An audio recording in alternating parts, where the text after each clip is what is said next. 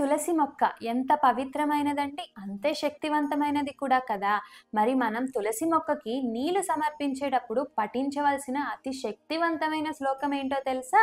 నమః తులసి కళ్యాణి నమో విష్ణుప్రియే శుభే నమః మోక్షప్రదే దేవి నమః సంపత్ప్రదాయిని.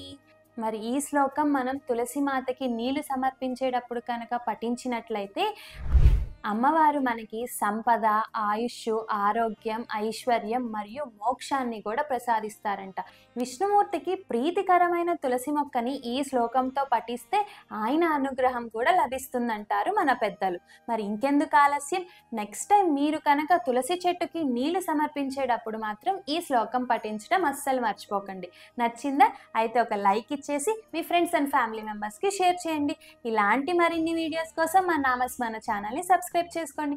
పక్కనే ఉన్న బెల్ బటన్ అయితే ఖచ్చితంగా ప్రెస్ చేయండి, ఎందుకంటే నేను ఎలాంటి వీడియోస్ పోస్ట్ చేసినా మీకు ఖచ్చితంగా నోటిఫికేషన్ వస్తుంది.